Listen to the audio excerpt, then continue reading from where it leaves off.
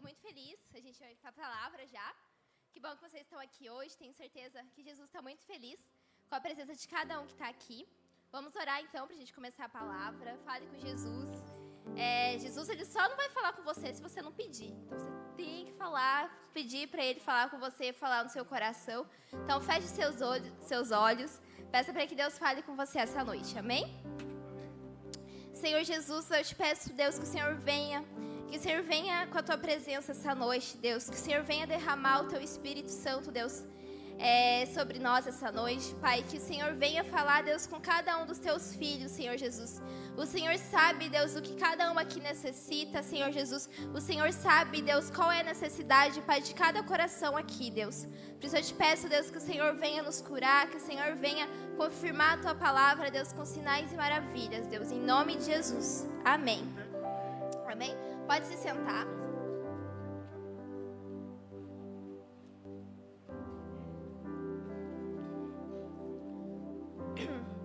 Hoje a gente vai falar sobre um amigo meu, muito íntimo, que é o Espírito Santo. E o tema desse culto é Céus Abertos. E surgiu porque esse final de semana é o final de semana de Pentecostes. Se você não sabe o que é isso, vai descobrir hoje o que isso significa. Então nós vamos falar sobre ele, nosso lindo Espírito Santo. Então a trindade de Deus ele é 3 em 1. Tem Deus Pai, Deus Filho e Deus Espírito Santo. Deus Pai é o nosso Pai, Deus Filho é Jesus e o Espírito Santo que é o que está aqui em nosso meio.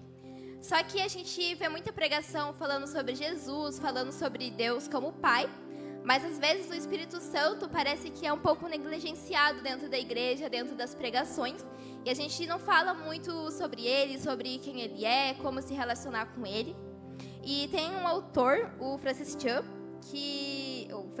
não sei como fala, mas ele escreveu o livro Deus Esquecido, que ele fala retrata a nossa negligência em relação ao Espírito Santo. E aí no livro, logo na contracapa, diz assim: se eu fosse Satanás e o meu objetivo final fosse frustrar os propósitos de Deus e seu reino, uma das minhas principais estratégias seria levar os frequentadores de igreja a ignorar o Espírito Santo. Porque é muito fácil a gente vir aqui na igreja, a gente sentar, a gente tem uma pessoa que prega bem, um louvor maravilhoso, mas o Espírito Santo, onde está em tudo isso, né? No livro, ele fala que às vezes a gente acha que um culto cheio, um culto bem feito é sinônimo da presença do Espírito Santo. Mas, na verdade, não é assim que funciona. E assim como o nosso corpo ele fica morto sem ar, a nossa vida cristã ela também fica morta sem o Espírito Santo. Por isso que é tão importante a gente entender quem ele é. Mas você conhece o Espírito Santo? Se alguém te perguntar a respeito dele, você consegue responder quem é o Espírito Santo? E mais do que isso, quem é o Espírito Santo na sua vida? O que ele é para você? Será que para você, de repente, ele é uma presença distante, uma força do universo? Ou será que ele é seu amigo? Ou será que você não sabe responder isso? Então, vamos abrir a Bíblia lá em João, capítulo 14, versículo 15.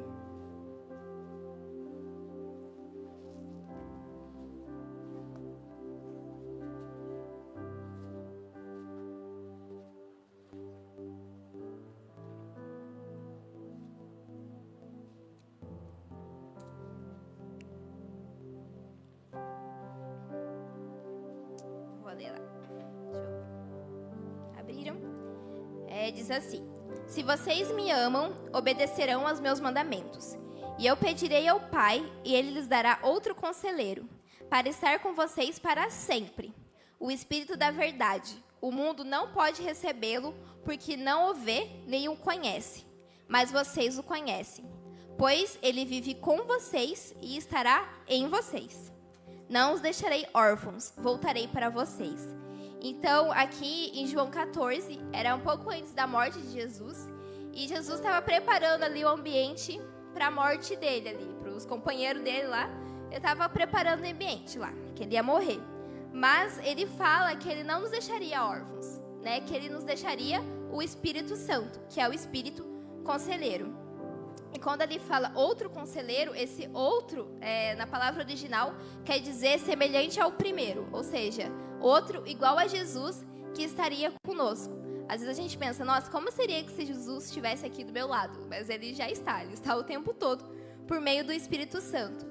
E ele é o Espírito da verdade que está em nós para sempre. O Espírito Santo, ele é que nos convence a respeito da verdade, a respeito dos juízos de Deus.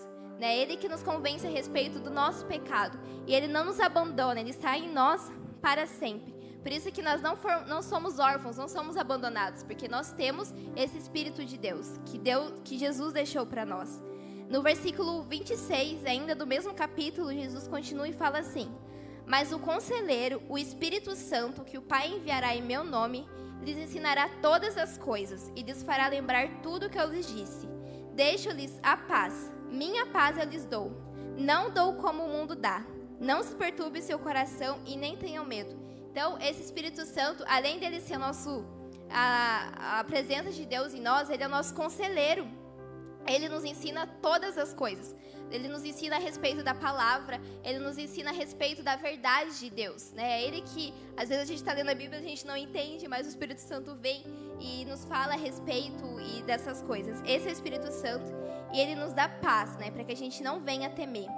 E a presença do Espírito Santo, ela é tão importante que antes de Jesus morrer, ele fala: é melhor que eu vá, porque se eu não for, o Pai não enviará o Espírito Santo. Até Jesus considera o Espírito Santo mais importante que ele, digamos assim. Porque era importante que Jesus morresse para que uma nova aliança fosse firmada, porque na Bíblia as alianças elas eram confirmadas através do sangue.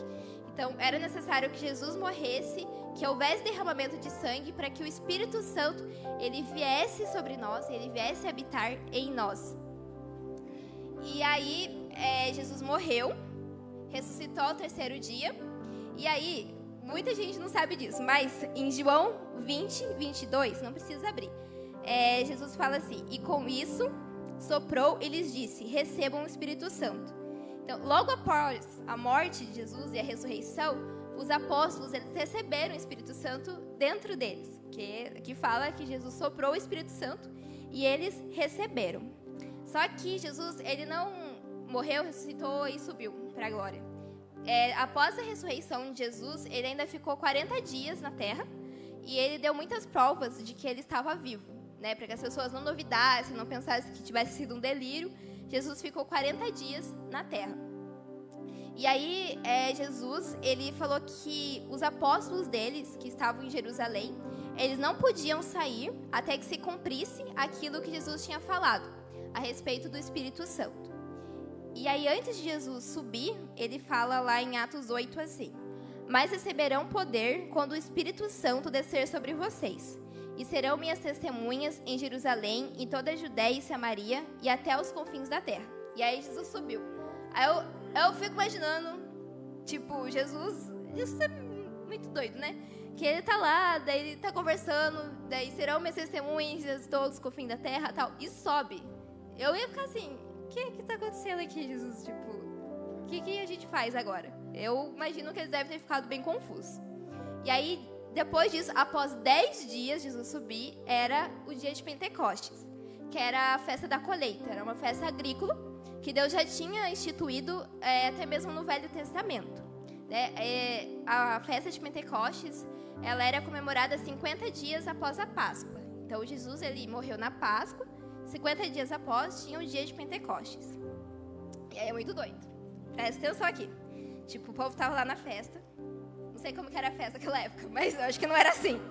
Mas eles estavam lá na festa da colheita, acho que tinha comida, né? Que era a festa da colheita. Estavam lá. Aí, de repente, a palavra fala que desceu algo como se fosse línguas de fogo. E aí eles começaram a falar em línguas, mas não em línguas estranhas, tipo, não churianda e cantararararas. Eles começaram, tinha várias pessoas, tipo, de outros lugares que falavam outras línguas. E eles começaram a falar na língua daquelas pessoas que estavam ali. Aí imagina, se aqui a gente começa, tipo, eu começo, sei lá, a falar inglês, a Dida começa a falar espanhol, a Gabi começa a falar em francês, tipo, pensa a loucura que ia ser. E aí, foi aquele alvoroço todo. Aí, as pessoas que não conheciam Jesus ficaram escandalizadas, pensaram, eles estão bêbados, eles estão loucos. E era só o Espírito Santo. Só o Espírito Santo, era o Espírito Santo. E outras pessoas ficaram maravilhadas com aquilo que estava acontecendo naquele lugar. E eles não estavam falando qualquer coisa. As pessoas que estavam falando em línguas, elas estavam falando a respeito das verdades de Deus. Então, todos ali puderam ouvir a mensagem do Senhor sendo pregada na sua própria língua. Isso é muito doido, gente. Meu Deus, meu Deus. E aí, depois disso, a igreja, né, a igreja primitiva, começa a se movimentar. E aí, você tem que ler livro de Atos, gente, porque é tipo assim, é uma série da Netflix, é muito emocionante. Que aí eles começaram, tem um episódio que Pedro, um capítulo, enfim, que Pedro estava lá, Pedro era um dos apóstolos, o que tinha negado Jesus, olha só como o Espírito Santo estava lá. Aí tinha uma pessoa lá parada na rua e a pessoa pediu para ele dinheiro. Aí, olha só, grava isso pra você falar da próxima vez. Aí Pedro falou assim: eu não tenho ouro nem prata, mas o que eu tenho eu lhe dou. Em nome de Jesus, levanta e anda. Aí o cara começou a andar, gente. Pensa só, a pessoa vai pedir dinheiro pra você, ela começa a andar. Né? A presença do Espírito Santo em Pedro era tão grande que a Bíblia fala que até mesmo a sombra dele curava as pessoas. Né? E... Amém. E mais do que isso... acontecia muitas coisas, assim, tipo, que eles eram presos e a igreja orava incansavelmente, assim, e eles eram libertos, assim, tipo, vocês têm que ler, hoje eu vou convencer vocês a lerem Atos, porque tem uns episódios, assim, que eles estavam presos, aí aparecia um anjo, aí o anjo falava assim, vem comigo, aí o anjo ia, e eles passavam, assim, pelos guardas, e os guardas não via eles, e eles passavam lá, e aí eles eram libertos, e o anjo sumia, gente, tipo, era um negócio muito doido. Muito doido, eu fico um pouco empolgada, dá pra perceber. Mas aí a igreja começou a se mover poderosamente, eles pregavam e 3.000 pessoas se convertiam e iam juntadas. E o mais doido, assim, que eu acho que é a mais prova de que o Espírito Santo estava ali, é que os apóstolos, eles não ficavam muito tempo em uma cidade. Então, tipo, eles iam lá, pregavam numa cidade, falavam, e não tinha pastor naquela época. Se agora já é difícil manter o povo na igreja, imagina quando não tinha pastor, né? Mas enfim. Aí eles estavam lá pregando, aí pregavam, tá? As pessoas se convertiam e eles iam para outra cidade. Aí depois eles voltavam para aquela. Só que a comunidade de fé que tinha se formado ali continuava se mantendo firme. E a única explicação para isso acontecer é porque eles eram liderados pelo Espírito Santo. Eles não tinham ainda um pastor, eles ainda não tinham um líder ali para pastorear eles, mas eles eram liderados pelo Espírito Santo. Isso que a gente precisa aprender na nossa vida também, a nós sermos liderados pelo Espírito Santo. Porque quando a gente aprende isso, não importa se você não vai fazer coisa errada, porque não tem ninguém olhando, então eu vou fazer. Não, porque a sua liderança é o Espírito Santo. No seu trabalho, você vai dar o seu melhor, porque a sua liderança é o Espírito Santo. Na sua escola, você vai dar o seu melhor, porque ali está o Espírito Santo. Né? E eles tinham uma preocupação muito grande, assim, em que as pessoas realmente recebessem esse espírito de poder, sabe? E o Espírito, ele não veio somente neles, dentro deles. O Espírito Santo veio também sobre eles, ou seja, eles começaram a ser cheios do Espírito Santo, a transbordar a presença do Espírito Santo. E, além disso, lá em Romanos 8,15 fala: pois vocês não receberam um espírito que os escravize para novamente temerem, mas receberam um espírito que os adota como filhos, por meio do qual clamamos, Abba, Pai. O próprio Espírito testemunha no nosso espírito que somos filhos de Deus.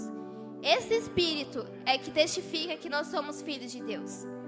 É como se a gente recebesse um DNA de Deus ali e a gente se tornasse filhos de Deus. E esse selo, ele não foi conquistado por nós, ele foi conquistado por Jesus na cruz. Então não tem nada que você possa fazer, não tem nada com que as pessoas possam dizer para você. Talvez as pessoas falem que você é abandonado, que você é rejeitado, mas aquilo que Jesus fez na cruz, o Espírito Santo que ele conquistou na cruz, não tem ninguém que possa tirar de você. Amém? E em nome de Jesus, aqui fala, não receberem um espírito que os escravize. O Espírito Santo é para que a gente seja livre. A palavra de Deus fala que onde o Espírito de Deus está, há liberdade. Que você seja livre na presença de Deus, em nome de Jesus, amém? Mas aí, como saber se eu tenho o Espírito Santo? Eis a questão. Lá em... Eu não anotei a referência aqui, mas eu acho que é Efésios 1. Que fala assim: quando vocês ouviram e creram na palavra da verdade, o evangelho que os salvou, foram selados em Cristo com o Espírito Santo da promessa, que é a garantia da nossa herança até a redenção daquele que pertencem a Deus, para o louvor de sua glória. Eu vou explicar. Então a palavra fala que no dia que você recebeu a palavra e no dia que você creu nela, você recebeu o Espírito Santo.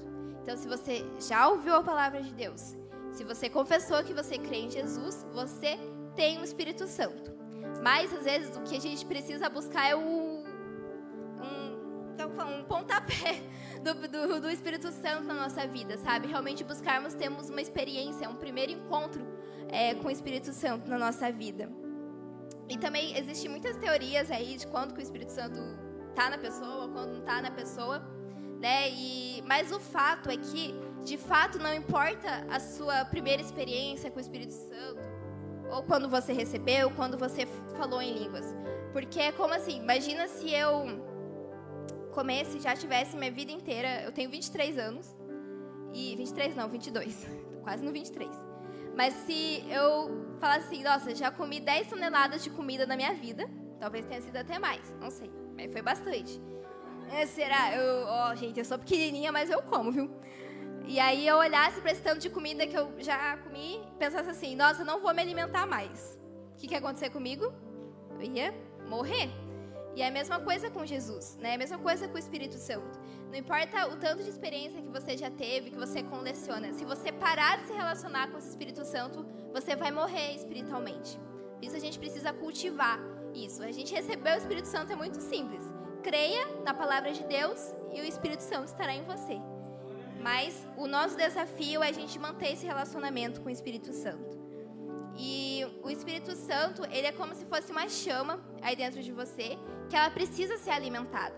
Que é um fogo, quando ele não é alimentado, ele se apaga. Por isso que a palavra fala, não apaguem o Espírito que há em vocês. Então a gente precisa alimentar esse Espírito Santo. Como que a gente alimenta ele? Através da oração, através da leitura da palavra, através da gente escutar a palavra. Assim a gente alimenta esse Espírito Santo dentro da gente. E às vezes a gente precisa parar de desmistificar o nosso relacionamento com o Espírito Santo. Às vezes a gente fica, nossa, mas o que será que acontece? É muito simples. Sabe, pensa aí no seu melhor amigo, ou numa pessoa que você é muito próxima, assim. Tipo, o relacionamento de vocês é muito simples. Tem uma coisa que eu acho sensacional com o melhor amigo, é que tipo, você olha assim pra ele, tipo assim, você pode estar do outro lado. Você olha pra ele, ele já sabe o que você quer dizer. Eu acho isso sensacional. Tipo, der aquelas olhadas, vocês até conversam pelo olhar, faz tipo... nem falou nada. E é assim que a gente se relaciona com o Espírito Santo também. Mas a gente precisa estar sensível à presença dele.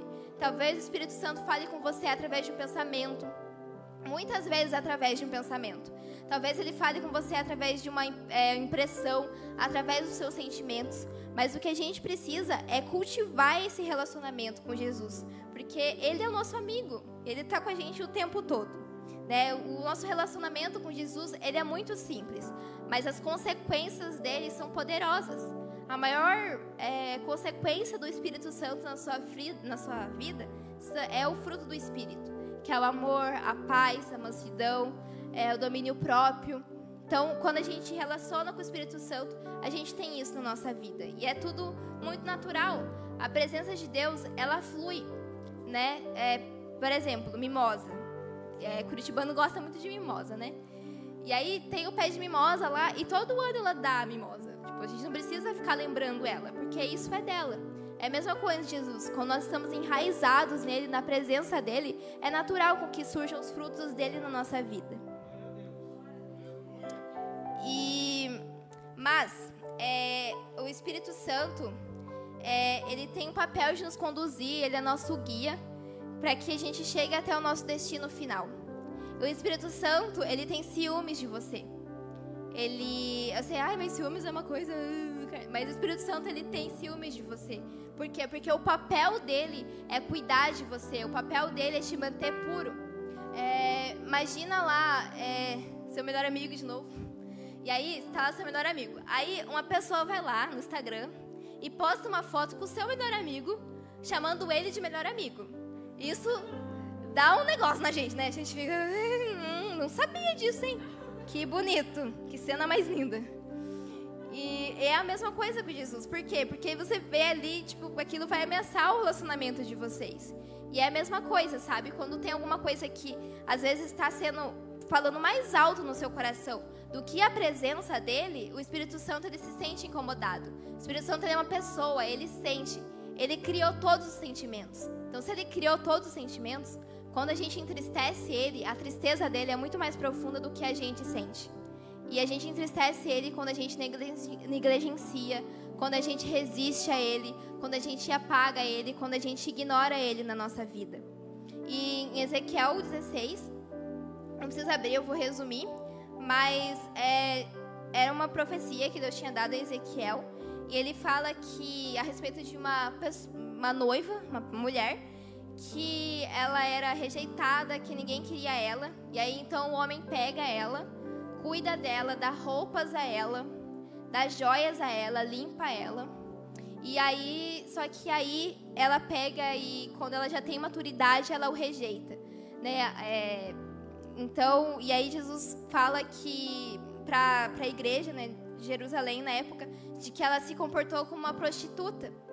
E quando a gente tem um compromisso com Jesus, e quando a gente tem esse compromisso, mas a gente acaba nos deixando levar por outras coisas, por coisas que acabam tomando o nosso coração, é como se fosse um adultério, porque a gente tem um compromisso com Jesus, mas a gente nega esse compromisso. E essa profecia de Ezequiel, ela é muito forte, porque Ezequiel fala assim, na profecia, na verdade, você se comportou pior do que uma prostituta. Porque uma prostituta, ela cobra, mas você se ofereceu a outras coisas sem mesmo cobrar, sem mesmo ganhar nada em troca por isso. E a gente precisa manter firme o nosso compromisso com Jesus, a nossa aliança com Jesus, sabe? Eu acho que a primeira coisa que a gente tem que fazer é pedir perdão ao Espírito Santo pela nossa negligência, por tantas vezes ter deixado ele de lado, por ter considerado coisa sem valor a presença dele na nossa vida. E ainda em Ezequiel tem uma visão que Deus deu a Ezequiel de que ele estava no rio, e aí ele foi no rio e a água ia até o tornozelo. E aí ele andou mais um pouco e a água ia até a cintura. E aí ele anda mais um pouco e as águas vão até os lombos. E aí ele anda mais um pouco até que ele chega num ponto onde ele não consegue mais andar, onde só é possível se passar a nado. E é a mesma coisa, nosso relacionamento com Jesus. Existem lugares mais profundos, sabe? Não se contente em ficar aqui apenas onde a água bate no tornozelo, sabe? Vá nesse lugar, sabe? Perca o controle da sua vida e entregue na mão de Jesus, sabe? Esse lugar onde se passa a nado é um lugar que a gente não tem mais controle dos nossos pés. Sabe quando a gente tá no mar e aí de repente você pensa que você perdeu o pé? Tipo, eu não sei nadar, né? Então, a qualquer momento eu fico, ai, Jesus, vou morrer. E é muito ruim isso, sabe? E quando a gente tá no mar, mas quando você tá com Deus é muito bom. Mas perca o controle da sua vida, entregue o controle nas mãos de Deus, sabe? Deixa que Ele conduza a sua vida. Ele é o seu guia, Ele é o seu conselheiro. E Jesus, Ele não quer que você, bem delicada, mas Jesus, Ele não quer que você seja burro, sabe? Se Jesus está mostrando o caminho para você, Ele quer te aconselhar, sabe? Ele quer te mostrar o melhor caminho, sabe? Com carinho, com amor, do jeito que Jesus faz. E a palavra fala que o Espírito Santo, ele até mesmo nos ensina a orar, né? Porque a gente não sabe a forma como orar, mas o Espírito Santo nos capacita. Então, talvez você pense, nossa, eu não sei o que falar a Deus. Mas o Espírito Santo vai te ajudar até nisso. E que a gente tenha fome por essa presença de Deus e que a gente mantenha essa presença dele na nossa vida. Então, agora, eu queria pedir que vocês ficassem em pé aí. Em nome de Jesus.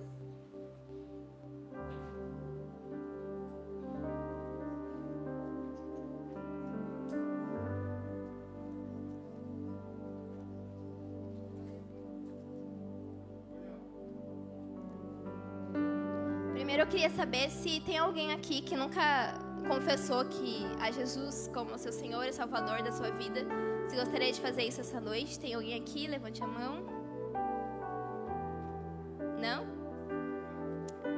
Glória a Deus. E então eu queria pedir que vocês fechassem os olhos.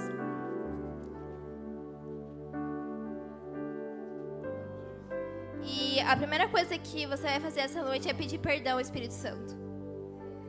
Amém?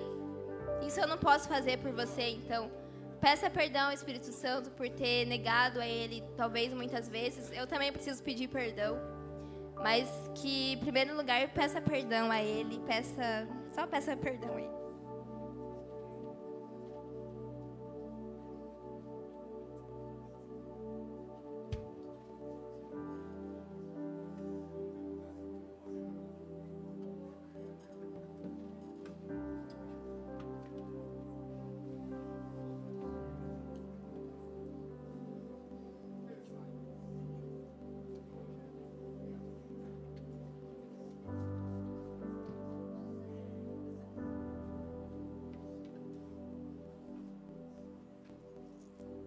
Não desperdice esse tempo.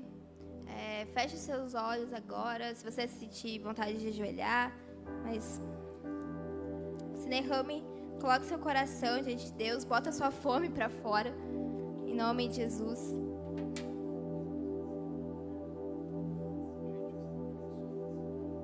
E agora queria pedir que a liderança viesse aqui na frente, em nome de Jesus. Os líderes podem